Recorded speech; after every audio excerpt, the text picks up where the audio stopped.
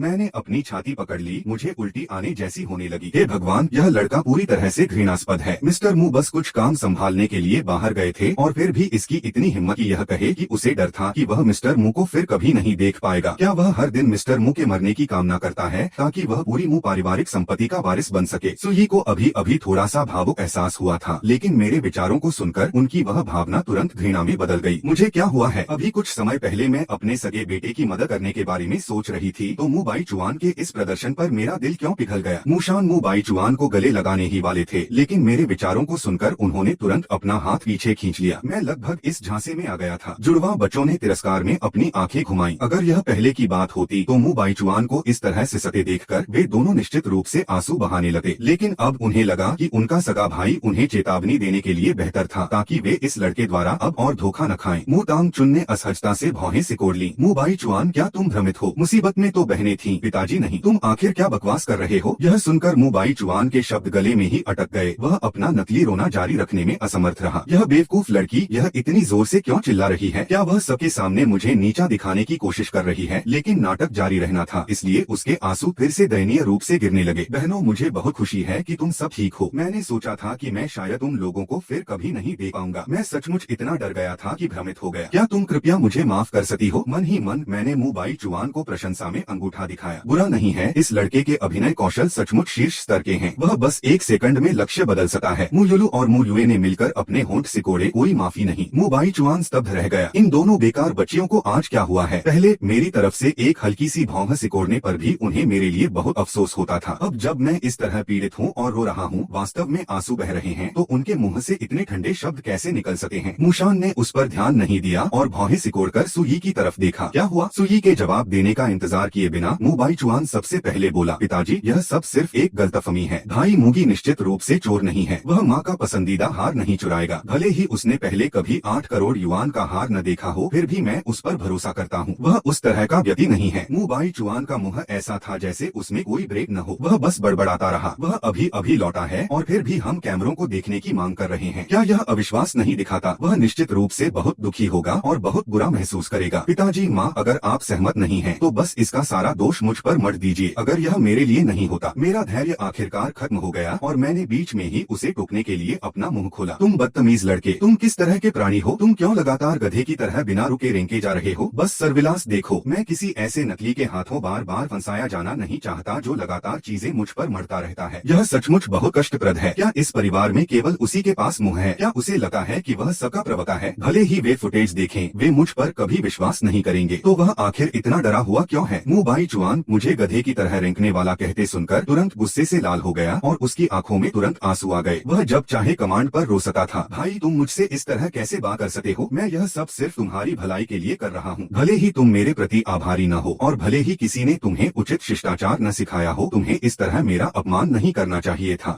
मैं आखिरकार खुद को रोक नहीं सका, अपनी आस्तीनें चढ़ाई और सीधे उसकी तरफ चल दिया। आज मुझे रोकने की कोशिश कोई न करे, मैं निश्चित रूप से उस गधे का मुंह फाड़ने जा रहा हूँ। सिस्टम ने जल्दी से चिल्लाया, छोटे मालिक आपको सहन करना होगा। क्या आप अब अपना छोटा लक्ष्य हासिल करना नहीं चाहते? यह सुनकर मैं तुरंत रुक गया और कई गहरी सांसें ली। मन ही मन मैं मंत्र जपता रहा, सहन करो, सहन करो। मुगी, तुम्हें खुद पर नियंत्रण रखना होगा। उस पैसे की खातिर मैं अभी उसकी पिटाई नहीं कर सका। अगर मैं इस छोटी सी बात को सहन नहीं कर पाया तो इससे मेरी योजनाएं बर्बाद हो जाएंगी। बस थोड़ी देर और सहन करना है, बस थोड़ा और धैर्य, और मैं पैसे लेकर इस घर को हमेशा के लिए छोड़ सका हूँ। सिस्टम का चेहरा काली रेखाओं से भर गया था। पैसे की ताकत सचमुच कुछ और ही है। मैंने उसे मनाने के लिए पूरा भाषण तैयार करने में अपनी सांसें बर्बाद कर दी। सुई को भी बहुत तेज सिरदर्द हो रहा था। उन्होंने इस पल से पहले कभी महसूस नहीं किया था कि मुबाई चुआन का रोना इतना अविश्वसनीय रूप से कष्टप्रद हो सकता है। मुबाई चुआन बहुत हुआ। मु तांगचुन इसे और बर्दाश्त नहीं कर सकी और जोर से चिल्लाई, क्या माँ ने पहले ही नहीं कहा था? हर मौके पर रोना बंद करो, तुम एक जनाने सिसी की तरह दिखते हो। मुबाई चुआन मु तांगचुन द्वारा फिर से डांटे जाने पर लगभग अपना आपा खो बैठा और तुरंत बहस करने ही वाला था। पास में खड़े मुशान भी इससे तंग आ चुके थे। मुबाई चुआन, शांत हो जाओ। भाग्यशाली सुई, अगर सर्विलांस है तो कृपया इसे सभी के देखने के लिए चलाओ। सुई ने सिर हिलाया और झांग की तरफ देखा। इसे यही लिविंग रूम में चलाओ। झांग तुरंत सर्विलांस निकालने के लिए नीचे गया। बड़ी स्क्रीन पर तुरंत सुई के कमरे के कैमरे का फुटेज प्रदर्शित हो गया। स्क्रीन पर एक नई नौकरानी को चुके से अंदर जाते देखा गया। उसने बिना ढूंढे ही सीधे हार पकड़ लिया। फिर वह मेरे कमरे में गई और हार को मेरे बेडसाइड टेबल पर रख दिया। एक और वीडियो था जिसमें नौकरानी मुबाई चुआन को मैसेज कर रही थी और मुबाई चुआन उसे 520 युआन का रेड पैकेट भेज रहा था। वीडियो वहीं खत्म हो गया। इस बार मैं अविश्वसनीय रूप से सक्रिय था। जैसे ही फिल्म खत्म हुई मैं सबसे पहले बोलने के लिए कूद पड़ा। सबने देखा ना, मैंने कोई 8 करोड़ युआन का हार नहीं चुराया। उस नौकरानी ने मुझे फंसाया। और उस नौकरानी के बारे में, मुबाई चुआन के साथ उसका क्या रिश्ता है? मुबाई चुआन ने उसे रेड पैकेट क्यों भेजा? मुझे लगता है कि आपके नकली बेटे ने जानबूझकर मुझे फंसाया है। देखते हैं कि इस बार कोई मेरे डायलॉग चुरा सकता है या नहीं। मैंने सब कुछ कह दिया है। अब आप सभी के लिए अपने अभिनय कौशल दिखाने का समय है। आओ, बारी बारी से अंधे होने का नाटक करो। आप में से हर कोई आगे बढ़ो और उस नकली का बचाव करो। पैसा, ओह पैसा, मैं आ रहा हूँ। मुबाई चुआन को छोड़कर मु परिवार के सभी लोगों ने चुपचाप अपने सिर झुका लिए, अपनी हंसी को रोकने की पूरी कोशिश कर रहे थे। भाई मुगी, ऐसा लगता है कि हम तुम्हें निराश करने वाले हैं। मुबाई चुआन का चेहरा मौत की तरह सफेद पड़ गया था। उसका पूरा शरीर अकड़ गया और वह स्क्रीन को अटक देखता रहा। मुझे उम्मीद नहीं थी। मैंने नहीं सोचा था कि वास्तव में कोई रिकॉर्डिंग भी होगी। वह बुढ़िया सुई, उसने वास्तव में इतने समय तक मुझे धोखा देने की हिम्मत की। उसने जल्दी जल्दी सफाई देने की कोशिश की। पिताजी, माँ, मैं वास्तव में इस बारे में कुछ नहीं जानता। यह सब उस नौकरानी ने किया है। उसने यह सब अपनी मर्जी से किया। मैं अपने भाई को कभी नहीं फंसाऊंगा। वह कितना अच्छा भाई है। मैं तो बस उसका भला चाहता हूँ। मैंने मन ही मन उपहास किया। गधा फिर से रेंकने लगा। कभी जनानी हरकतें करना तो कभी इस तरह सिसकना। सचमुच यह अव्वल दर्जे का नमूना है। मुशान मुगरू के मुखिया के रूप में, जिन्होंने परिवार को इस मुकाम तक पहुँचाया था, बड़े बड़े तूफानों से अच्छी तरह वाकिफ थे। इससे पहले जब उन्होंने मेरे विचार सुने थे तो उन्होंने खुद को मानसिक रूप से तैयार कर लिया था। फिर भी इस कड़वे और कठोर सच का सामना करते हुए उन्हें ऐसा लगा जैसे उनके चेहरे पर किसी ने जोरदार थप्पड़ मार दिया हो। सुई के दिल में गहरी टीस उठी। उन्हें मेरे दिल की कही एक बात याद आ रही थी। हालांकि इसे अपनी आंखों से देखने के बाद वह पूरी तरह से स्तब्ध रह गईं। दुख और शोक की एक अचानक लहर उनके भीतर दौड़ गई। मु तांगचुन डर के मारे पीली पड़ गई और अचरज में अचानक बोल पड़ी, मुबाई चुआन, तुम इस पूरे परिवार को बेवकूफ समझते हो? उस नौकरानी के चैट लॉग्स में यह साफ साफ लिखा है। तुमने ही उसे सामान चुराने और उसे भाई मुजी के कमरे में रखने का आदेश दिया था। तुम ऐसा कुछ कैसे कर सकते हो? इतने समय तक मैं तुम्हें सीधा और दयालु समझती थी, लेकिन यह सब तो बस एक नाटक निकला। ऐसा कहने के बाद उसने एक हाथ से दोनों जुड़वा बहनों को पकड़ा और उन्हें मेरे पीछे लाकर खड़ा कर दिया। वह समझ चुकी थी कि ये दोनों बहनें भी एक दर्दनाक संघर्ष से गुजर रही थीं। वे भी जरूर उसी रहस्यमयी ताकत के नियंत्रण में रही होंगी। बेशक मेरे पीछे आते ही जुड़वा बहनें आखिरकार बोल पाईं। मुलुलु उछल पड़ी और चिल्लाई, मुबाई चुआन, तुम सचमुच एक अत्याचारी हो। भाई मुगे हमारे सगे भाई हैं। वे अभी अभी घर आए हैं, फिर भी तुम्हारा दिल उन्हें इस तरह परेशान करने के लिए मान गया। कोई आश्चर्य नहीं कि तुम कैमरे चेक न करने पर अड़े हुए थे। हम साफ तौर पर दोषी हैं और डरे हुए हैं। तुम एक ढीठ और बेशर्म कमीने हो। मुलुए भी उतनी ही गुस्से में थी। मुबाई चुआन, तुम में करने की हिम्मत है लेकिन मानने की नहीं। तुम मर्द नहीं हो। वह नौकरानी तुम्हारी पसंदीदा थी, है ना? मैंने तो उसे पहले तुम्हारे कमरे में जाते हुए भी देखा था। जब वह बाहर आई तो वह ठीक से चल भी नहीं पा रही थी। यह सुनकर मैंने मुबाई चुआन की तरफ एक अजीब से हाव भाव के साथ देखा। मैंने इसकी उम्मीद नहीं की थी। इस जनाने जैसे दिखने वाले नकली लड़के में वास्तव में ऐसा करने की क्षमता है। है या वह नौकरानी बस उसके लिए नाटक कर रही थी। अरे रुको, यह सही नहीं है। मुझे अभी अभी एक बहुत गंभीर समस्या का एहसास हुआ है। ये तीनों नासमझ मूर्ख ये सभी अचानक क्यों मुड़ गए और मेरे पक्ष में बोलने लगे। परिवार का बदला हुआ रुख। सुई दौड़कर मेरे पास आई। मूगी, माँ तुम पर विश्वास करती है, तुम एक अच्छे बच्चे हो, तुम कभी कुछ नहीं चुराओगे। मूशान भी करीब आए। मूगी, पिता को भी तुम पर भरोसा है। मुझे खेद है कि तुम्हें अभी इस महान अन्याय को सहना पड़ा। उन्हें ऐसा कहते सुनकर मेरा दिमाग पूरी तरह से सुन्न हो गया। आखिर चल क्या रहा है? यह परिवार कौन सी चाल चल रहा है? क्या इन सबको एक ही समय में कोई पागलपन का दौरा पड़ा है और वह भी संक्रामक प्रकार का? क्या सबने गलत स्क्रिप्ट पकड़ ली है? जल्दी करो और मुझ पर आरोप लगाना शुरू करो। तुम सब आखिर कर क्या रहे हो? सुई और मूशान ने एक दूसरे की तरफ देखा। दोनों के दिलों में और भी अधिक दर्द महसूस हो रहा था। अगर हमने अपने सगे बेटे के विचारों को नहीं सुना होता तो हमने वास्तव में मूगी के साथ अन्याय कर दिया होता। इस घर में वह पूरी तरह से अकेला था, जहाँ हर कोई उसे आलोचनात्मक नजरों से देख रहा था। भविष्य में लड़का कभी किसी की आंखों में आंखें डालकर देखने की हिम्मत नहीं कर पाता। यहाँ तक कि नौकर भी मौका पाकर उसे परेशान करते। सिर्फ इतना सोचने से ही सुई का दिल दर्द से बैठ गया और उन्हें लगा जैसे वह सांस नहीं ले पा रही है। मूशान ने अपनी मुठिया और कस ली और मुबाई चुआन को घूरने लगे। मैंने वास्तव में किस तरह के इंसान की परवरिश की है? क्या वह सचमुच एक एहसान फरामोश भेड़िया है जिसे कभी पालतू नहीं बनाया जा सका? जुड़वा बहनें मुयुलू और मुयुये मेरे लिए और भी अधिक अफसोस महसूस कर रही थीं। हमारे भाई सचमुच कितने दयनीय हैं। अगर हमें पहले से सच्चाई का पता नहीं होता तो इस घर में कोई भी उनके पक्ष में खड़ा नहीं होता। वे बहुत दुखी और व्यथित होते। यह सब उस मुबाई चुआन के कारण है, उसी के हेरफेर और विभाजनकारी रवैये के कारण, क्योंकि उसने हमारे भाई को फंसाया। नकली बेहोशी का ड्रामा। और इस पल मुबाई चुआन की आंखें फटी की फटी रह गईं। ये सब आखिर कर क्या रहे हैं? वे मेरे साथ ऐसा व्यवहार कैसे कर सकते हैं? नहीं, ऐसा बिल्कुल नहीं हो सका। मुबाई चुआन ने एक दर्दनाक चीख मारी और बेहोश होकर जमीन पर गिर गया। मेरे अलावा मुँह परिवार का हर सदस्य चौंक गया। सुई सबसे पहले दौड़ कर गयी। आखिरकार वह वही बच्चा था जिसे उन्होंने इतने सालों तक पाला था। कुछ ऐसा अचानक होने पर उसकी परवाह करना तुरंत एक आदत बन गया था। मूशान ने भी चिंता से उसकी तरफ देखा। जैसे ही वह आगे कदम बढ़ाने वाले थे, उन्हें मेरे आंतरिक विचार याद आ गए और उन्होंने तुरंत अपना पैर पीछे खींच लिया ताकि फैसला करने से पहले सच्चाई सुन सके। मैंने चुपके से अपनी आंखें घुमाई। उस नकली लड़के के पास अब कोई रास्ता नहीं बचा है। क्या उसके पास नकली बेहोशी के नाटक के अलावा कुछ नहीं बचा? अगर अभी उस पर एक बाल्टी ठंडा पानी डाल दिया जाए तो वह निश्चित रूप से तुरंत जाग जाएगा। लेकिन मैं इसे जोर से नहीं कहूँगा, वरना वे सोचेंगे कि मैं जानबूझकर मुबाई चुआन से बदला ले रहा हूँ। मूशान चौंक गए तो मुबाई चुआन बस नाटक कर रहा था। सुई को भी अपने दिल में एक कशिश महसूस हुई। उनका चेहरा शर्म से इस तरह जलने लगा मानो उन पर कई थप्पड़ मारे गए हों। उन्होंने आतन मुबाई चुआन की परवाह की थी, केवल उसके द्वारा एक बार फिर से इस्तेमाल होने के लिए। वह ऐसा क्यों करेगा? उसके पास इतनी चालाकी कहाँ से आई? लेकिन नासमझ मुयू ये पहले ही वॉशरूम की तरफ भाग चुकी थी और जल्द ही पानी की एक बाल्टी लेकर वापस आ गई। सबके सामने उसने बर्फ जैसे ठंडे पानी की पूरी बाल्टी मुबाई चुआन के ऊपर उड़ेल दी। आह, बहुत ठंडा है। तुम कमबख्त कुत्ते, तुम्हारी हिम्मत कैसे हुई मुझ पर ठंडा पानी डालने की? मुबाई चुआन ठंड से कांप उठा। अब और नाटक करने में असमर्थ होने के कारण वह जमीन से उछल पड़ा, यहाँ तक कि गाली गलौज पर उतर आया। मुयुए उसे डांटना चाहती थी, लेकिन एक अजीब ताकत द्वारा रोक दी गई, जिससे वह एक शब्द भी नहीं बोल पा रही थी। यहाँ तक कि उसे मुबाई चुआन से माफी मांगने और उससे क्षमा की भीख मांगने जैसा महसूस होने लगा। नाजुक पल में यह अभी भी मुतांगचुन ही थी जो आगे बढ़ी और सबसे छोटी बहन को खींचकर मेरे पीछे ले आई। मुयुए तुरंत अपने होश में आ गई। अपने हाथों को कूल्हों पर रखकर उसने गुस्से में कहा, मुबाई चुआन, तुम्हारी हिम्मत कैसे हुई नकली बेहोशी का नाटक करने की, हमारे भाई को फंसाने की? तुम्हें उनसे माफी मांगनी होगी। मुयुलू भी दंग रह गई थी और होश में आने के बाद वह भी नाराजगी से बोली, मुबाई चुआन, हमारे मुँह परिवार ने तुम्हें कभी ऐसा व्यवहार करना नहीं सिखाया। तुम सचमुच बदतमीज हो। मुतांगचुन ने मुबाई चुआन को एक ठंडी हल्की सी मुस्कान दी। अभी तुम इशारा कर रहे थे कि हमारे भाई बदतमीज हैं, लेकिन तुम्हारा क्या? तुम्हारी परवरिश तो मुँह परिवार के असली युवा मालिक को जानबूझकर फंसाने और सबूत सामने होने पर नकली बेहोशी का नाटक करने की है। हमने व्यर्थ ही तुम्हारी परवाह की, तुम्हें सगा भाई माना, केवल तुम्हारे द्वारा इस तरह बेवकूफ बनने के लिए। पैसे और घर छोड़ने का मौका। मुबाई चुआन को अब जाकर एहसास हुआ कि उसे तो बेहोश रहने का नाटक करना था, लेकिन किसी के ठंडे पानी ने उसे अभिनय जारी रखना भुला दिया था। उसने जल्दी से कहा, बहनों कृपया मेरी बात सुनो। ऐसा नहीं है, मुझे सचमुच सिरदर्द था, इसीलिए मैं बेहोश हो गया था। मुझे भी नहीं पता क्यों।